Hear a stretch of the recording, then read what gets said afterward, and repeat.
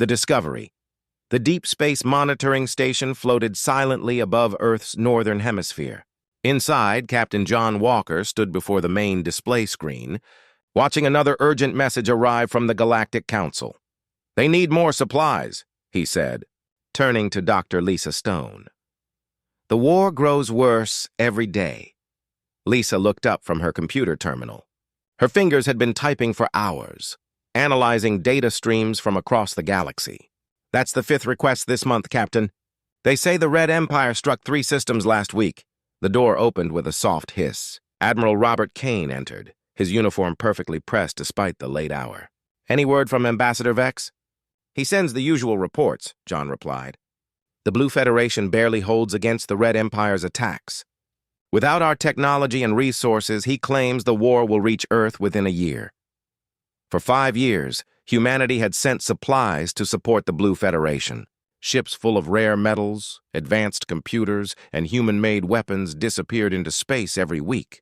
The Galactic Council promised protection in return. Earth's people sacrificed much, believing they helped innocent aliens fight against evil invaders. But something bothered Lisa. She pulled up multiple data screens comparing numbers and patterns. "Captain, look at this," she said, pointing at her discovery. John walked over and studied the display. "What am I seeing?" "These are intercepted communications between alien ships. The timestamps don't match the battle reports. Look here, the Red Empire supposedly destroyed Station 7 3 days ago. But these signals show normal traffic from that exact location yesterday." Admiral Kane joined them at the terminal. His eyes narrowed as he examined the evidence. "Could be a mistake in translation." "I thought so too," Lisa said, opening another file. "But there are hundreds of these inconsistencies. Battles that happened in empty space, victory celebrations before attacks supposedly occurred. And watch this." She displayed a star map showing resource shipments from Earth. Red dots marked where supplies went. Blue dots showed reported battle locations. "They never overlapped. Our supplies never reach any battlefield," John said slowly. "They go to completely different sectors." The room fell silent. Each person understood what this might mean, but nobody wanted to say it first. Lisa continued typing, her excitement growing. "There's more." "I decoded fragments of encrypted messages using our new quantum computer. The encryption was strange, almost like they wanted someone to eventually break it. The screen filled with alien symbols, slowly translating to English. The message was simple but shocking. Peaceful meeting confirmed. Resource division proceeding as planned. Both empires agree to next phase." "Both empires?" Admiral Kane read aloud. "They're supposed to be enemies." John felt his stomach turn. "Unless they're not. Unless there is no war." Lisa pulled up more files. "I tracked our shipments deeper. They disappear into 12 different systems, all controlled by either the Blue Federation or Red Empire. But here's the interesting part.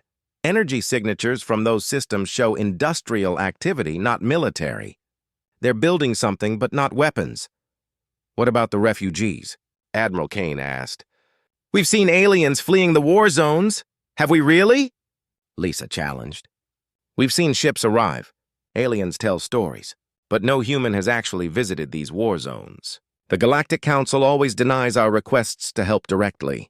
They say it's too dangerous." John remembered every meeting with Ambassador Vex. The tall, gray alien always appeared concerned, always had urgent news about the war. But thinking back, the stories followed patterns. "Too many patterns. We need proof," Admiral Kane said. "Real evidence before we act on suspicions." Lisa smiled and pressed another key. "I already found some. Remember the Battle of Nexus Prime? Supposedly the biggest fight in galactic history? I pointed our deep space telescopes at those coordinates. Want to see what I found?" The screen showed empty space. No debris, no radiation.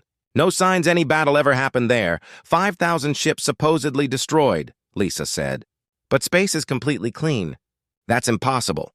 Even our computers confirm debris would drift for centuries." John felt anger rising in his chest. "They're lying to us. The whole galaxy is lying to Earth." Admiral Kane stood straight, his military training taking over. "We need to be smart about this. If the Galactic Council discovers we know, Earth could be in real danger." "But we have the truth now," Lisa said, her voice firm. And truth is the most powerful weapon. Outside the station's windows, Earth turned slowly in the darkness.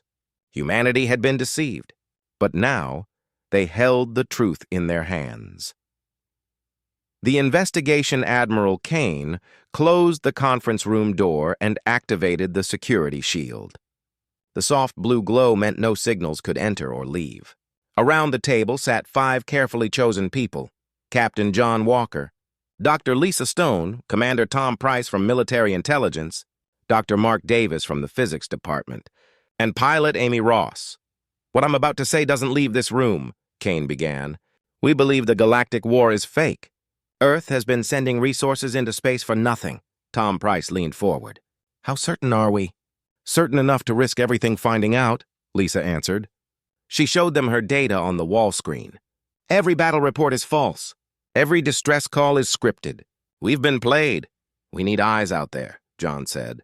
"Real observation, not what they feed us." Amy raised her hand. "I can help. My stealth ship just finished upgrades. The aliens don't know about our new cloaking technology. I can reach any coordinate in 2 weeks." Kane nodded. "Good. Tom, what about intelligence networks?" "I have contacts on 3 trading stations," Tom replied. "Humans who work there, mostly merchants and engineers. They've noticed strange things too, but never connected the dots." Mark Davis adjusted his glasses. "I've been analyzing their technology requests. They ask for specific components that make no sense for weapons. These parts build mining equipment and processing plants, not warships. Then where do our resources go?" John asked. Lisa pulled up a new map.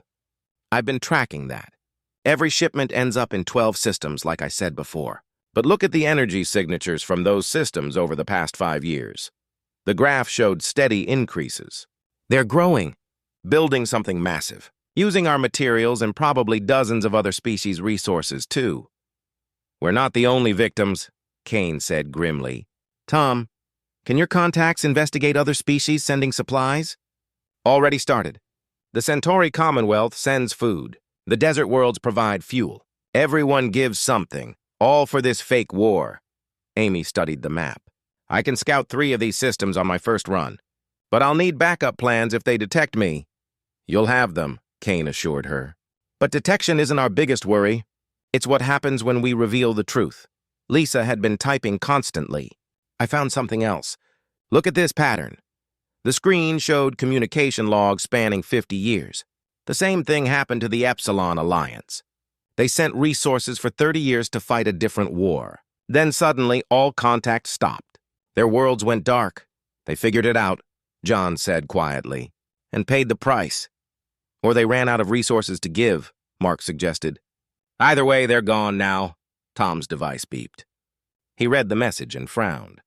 "My contact on Station 9 just sent this. 3 more species arrived yesterday, begging to join the resource program. They're terrified the war will reach them." "Fear," Kane said. "The oldest control tool." Lisa stood up and walked to the window. Earth hung beautiful and blue in the void. "We have maybe 6 weeks before the next major resource collection." "That's our deadline." "For what?" Amy asked. "To gather enough proof that no one can deny it," John answered.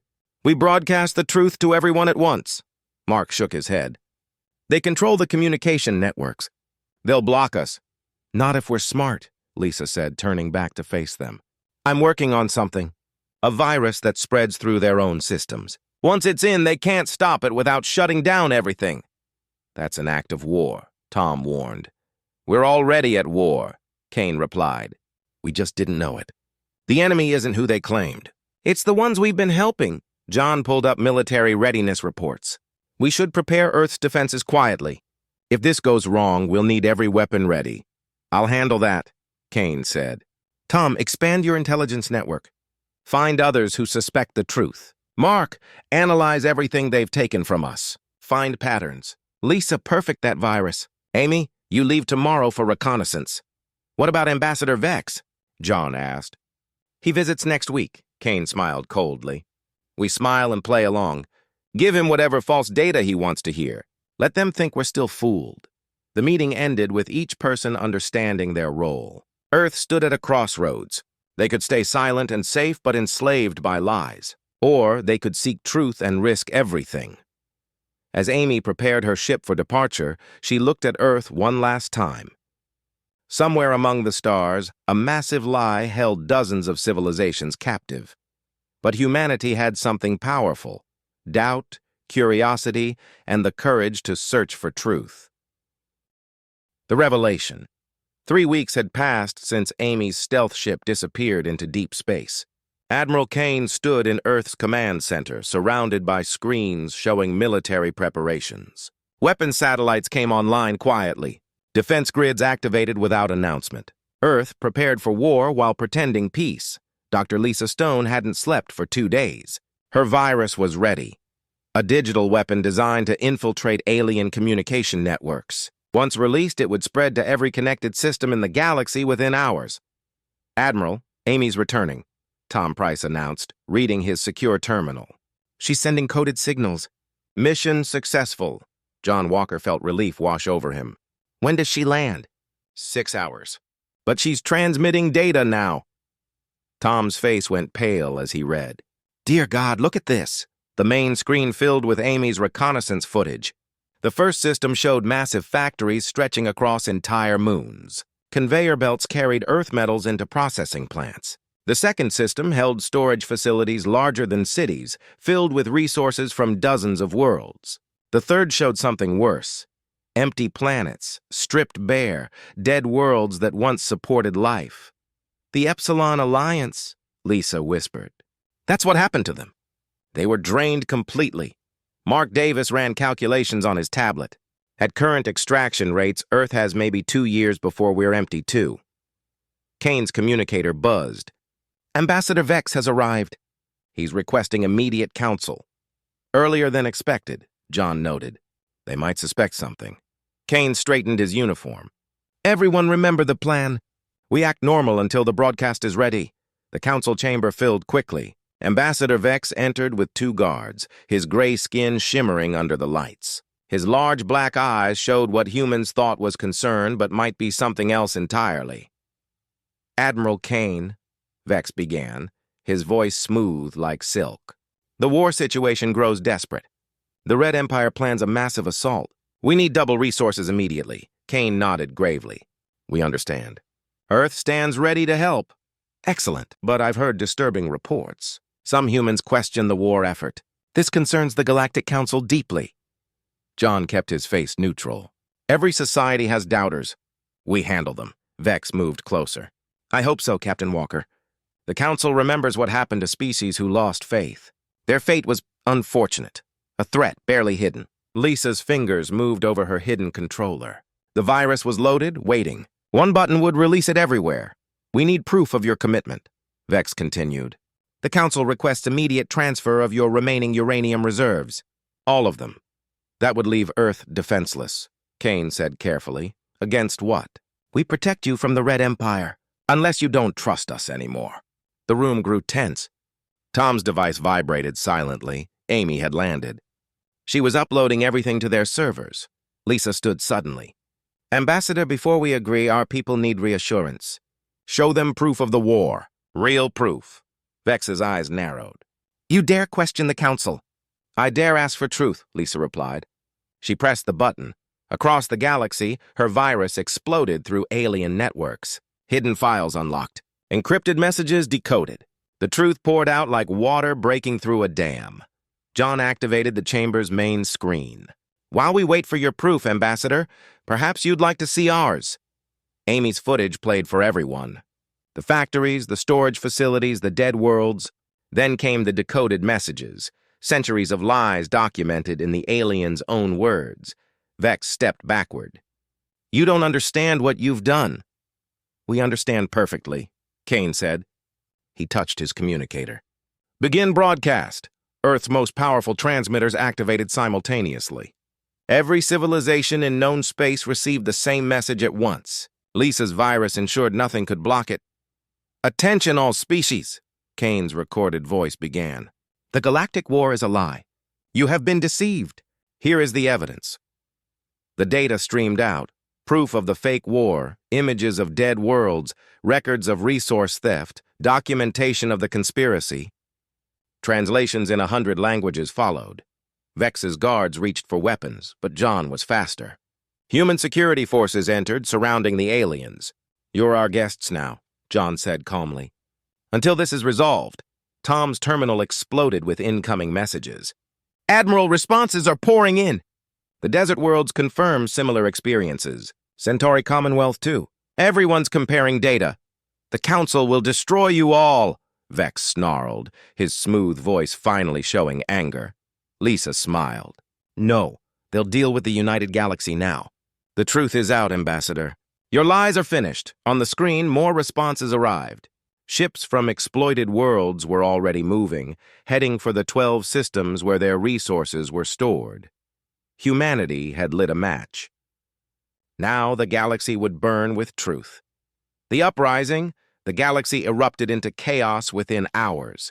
On the main screen in Earth's command center, Admiral Kane watched as dozens of species responded to humanity's revelation. Some sent thanks, others sent warnings. A few went silent, perhaps too afraid to act. Then came the message everyone expected but feared.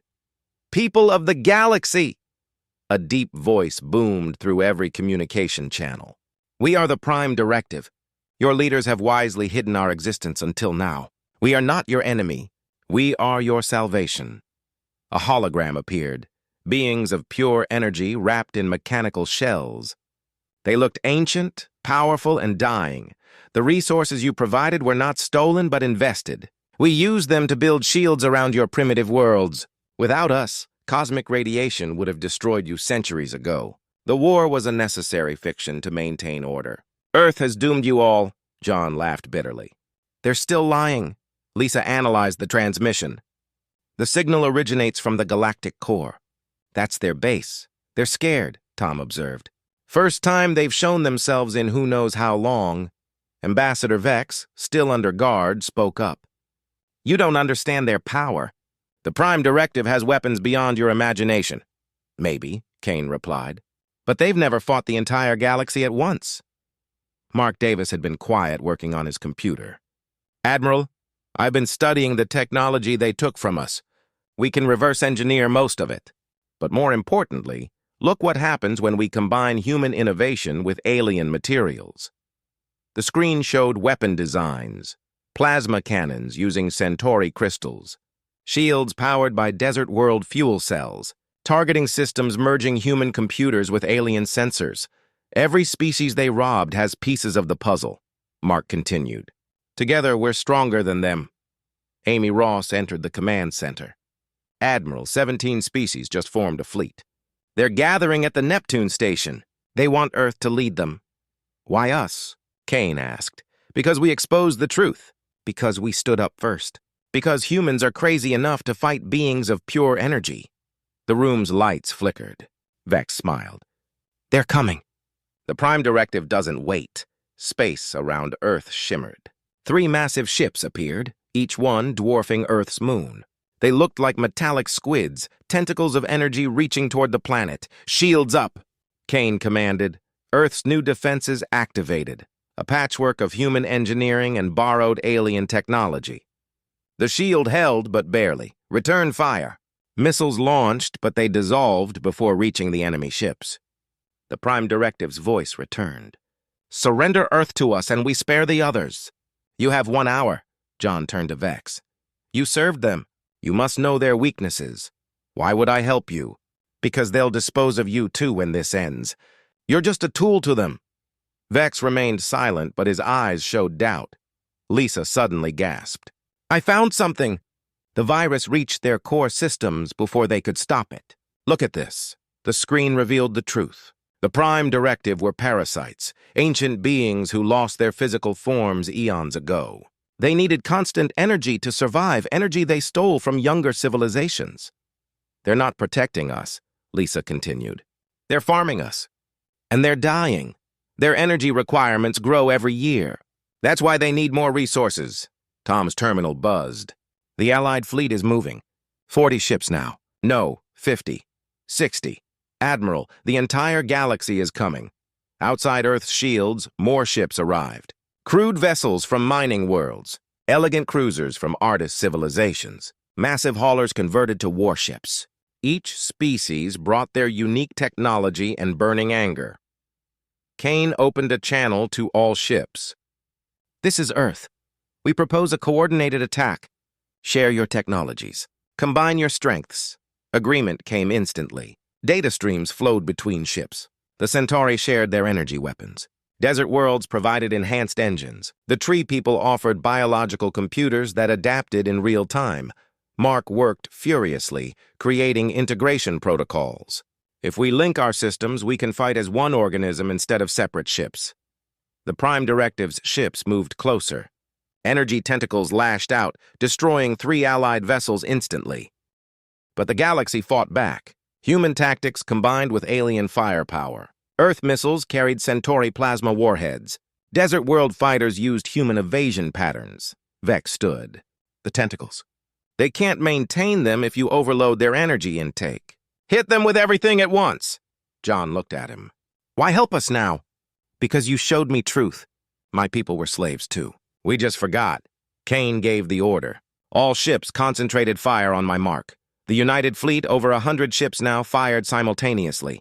Beams, missiles, plasma, and energies humanity couldn't name struck the Prime Directive's tentacles. The parasites screamed across all channels. One ship flickered and disappeared. The others pulled back. The uprising had begun, and humanity led the charge. The new order. The battle for the Galactic core lasted 18 hours. Admiral Kane stood on the bridge of humanity's flagship, now connected to over 200 ships through Mark's integration network. Each vessel shared power, knowledge, and purpose. The galaxy fought as one. The Prime Directive's station appeared on screen, a massive sphere of dark metal pulsing with stolen energy. Defensive platforms surrounded it, weapons that had never been tested in real combat.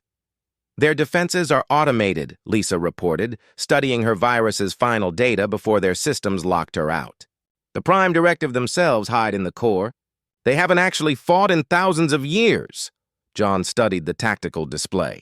"They're parasites, not warriors. They used fear and lies instead of strength." Amy led the first wave, her stealth ship upgraded with Allied technology. "Defense platforms are targeting us. They're learning our patterns." "Then stop having patterns," Kane ordered. "Be human. Be unpredictable." The Allied fleet scattered, then regrouped, then scattered again. No formation lasted more than seconds. The automated defenses couldn't adapt to chaos. Tom coordinated intelligence from 50 species. Each race sees something different in their sensors. The water people detect pressure changes. The crystal mines see energy fluctuations. Combining all perspectives there. The core has a weakness, a maintenance port so small most sensors missed it. But when viewed through dozens of different perspectives, it became clear. "I can reach it," Amy volunteered. "Not alone," John said. He turned to Vex, who had been helping coordinate the attack. "Your ship is fast enough to escort her," Vex nodded. "My people owe a debt. We helped create this lie. Let us help end it."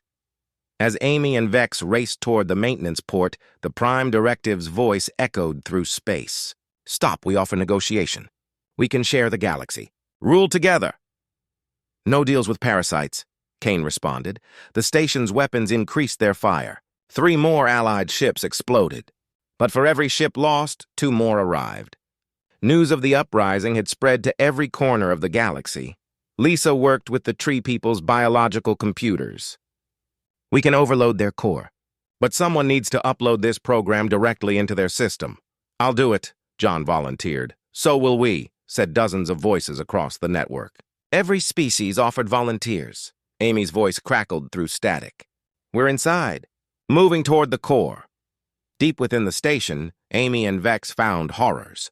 Thousands of preservation tanks held the dried husks of beings from dead civilizations. The Prime Directive had been feeding for millennia. "There," Vex pointed. The core chamber lay ahead, protected by an energy barrier. Amy used her human creativity. Instead of trying to break through, she went around, literally. She cut through the floor with mining tools meant for asteroids. They dropped into the core chamber. 3 beings of pure energy swirled in mechanical shells, connected to countless cables that drew power from the station. "You insects dare enter here?" they roared. "We're not insects," Amy said, uploading Lisa's program. "We're the galaxy, and you're finished." The program spread like wildfire through their systems. Every stolen joule of energy reversed its flow. Instead of feeding the Prime Directive, the station began draining them. "Stop! We'll die!" "You've been dying for eons," Vex said. "You just refused to accept it." Admiral Kane's voice reached them. "Amy, Vex, get out, now!" They ran as the station shook. The Prime Directive's screams echoed through every speaker. But then something unexpected happened. The screams became words. "Wait, we were like you once. We had worlds, families, dreams. Don't let us die like this. Give us mercy." Kane paused. "The entire fleet held fire. You want mercy?" he asked. "Then choose. Accept isolation in your home system with enough energy to survive. Not thrive, just survive. Or face the galaxy's judgment, silence." Then, weakly, "We accept isolation." Lisa's program modified itself, creating a barrier around the Prime Directive's system. They would live, but barely, never able to leave or harm others again. The station powered down. The weapons stopped. The war that never was had ended. 1 month later, representatives from every species gathered on Earth.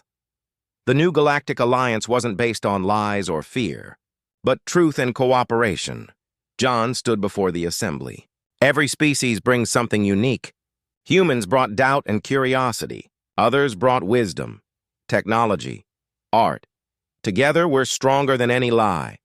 Ambassador Vex, now truly an ambassador, spoke next. "Earth will be remembered as the world of truth, where courage defeated fear." Lisa smiled. Watching civilizations share knowledge freely for the first time in millennia, the galaxy had learned humanity's greatest lesson. Sometimes, the most powerful weapon isn't strength or technology, it's simply refusing to believe a lie.